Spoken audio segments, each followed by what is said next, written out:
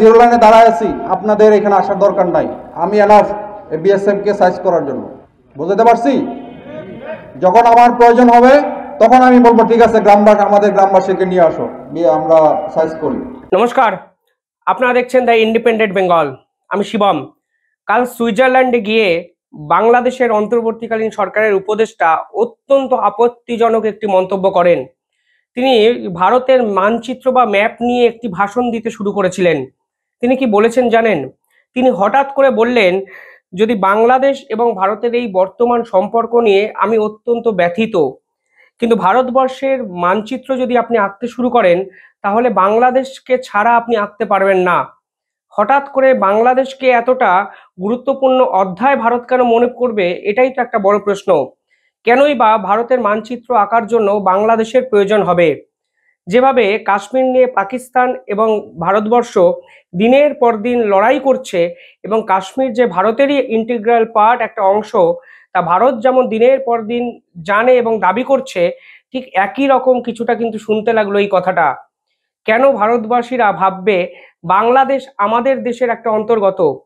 এই বাংলাদেশকে স্বাধীন করার জন্য ভারতীয় সেনাবাহিনীর কিন্তু রক্ত ঝরেছিল। আজ হঠাৎ করে ভারতের মানচিত্র আঁকার জন্য বাংলাদেশকে কেন প্রয়োজন হবে, সেই প্রশ্ন কিন্তু আন্তর্জাতিক স্তরে মোহাম্মদ ইউনূসের পাল্টা একাধিক বিশেষজ্ঞরা তুলতে শুরু করে দিয়েছেন। অন্তর্বর্তীকালীন সরকারের উপদেষ্টা হয়ে, অর্থাৎ দেশের প্রধানমন্ত্রী হয়ে এই ধরনের তাচ্ছিল্য মার্কা কথাবার্তা, এই ধরনের বালখিল্যতা, এই ধরনের ছেলে মানুষই এবং অপরিপক্কতা কথাবার্তা কি সত্যি বলা যায়? দুটো স্বাধীন রাষ্ট্র একে অপরের মানচিত্র আঁকার জন্য কি অন্য আরেকটা দেশকে প্রয়োজন হয়?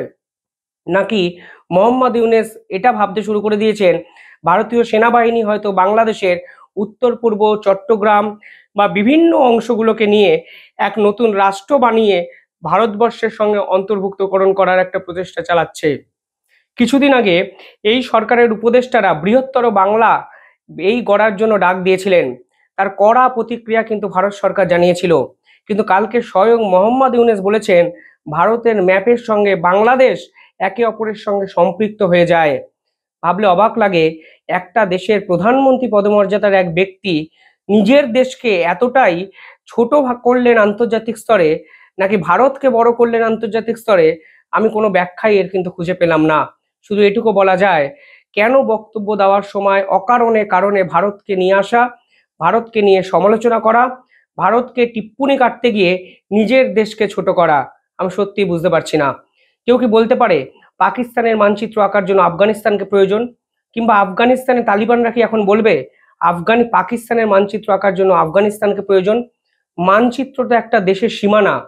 কোন যুক্তি বলে এই কথাটা মোহাম্মদ ইউনূসের মতো একজন জ্ঞানী গুণী ব্যক্তি বললেন, সেটাই তো একটা বড় প্রশ্ন।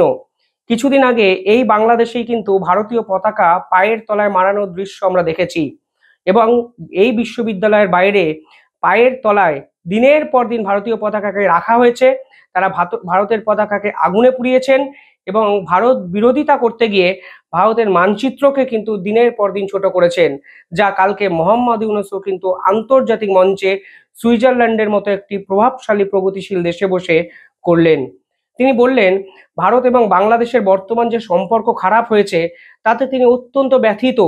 এবার আমি একটা ভিডিও আপনাদের দেখাতে চাই, আপনারা দেখুন এই ভিডিওটা, আপনারা বলুন এই যে সম্পর্ক সীমান্তে অবনতি হয়েছে এর পিছনে আসলে দায়ীটা কারা?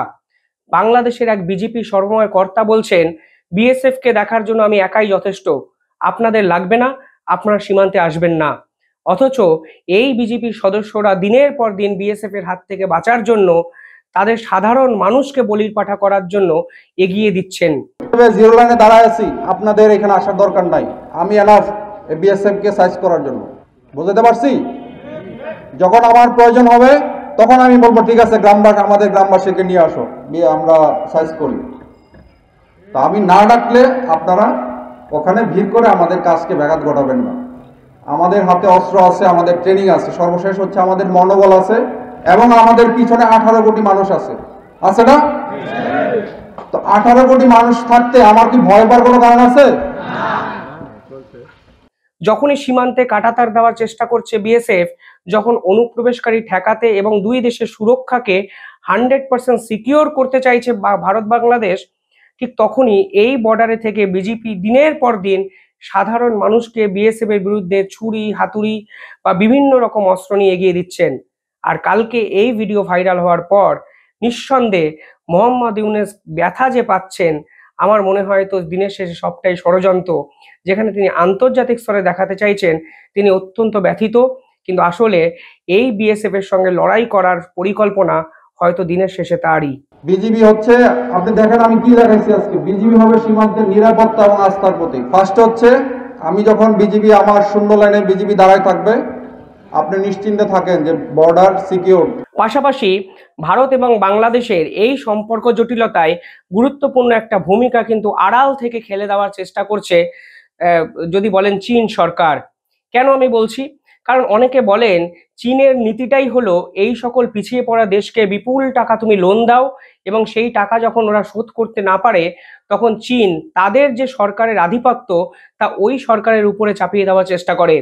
বর্তমানে বাংলাদেশ সরকার চীন থেকে যে পরিমাণ ঋণ নিয়েছে এবং যতগুলো প্রজেক্ট বাংলাদেশে চীন করতে চাইছে, আমার তো মনে হয় মোহাম্মদ ইউনূসের এই চীন প্রীতি না দেখালে আসলে ওনার মসনদদাই থাকবে না।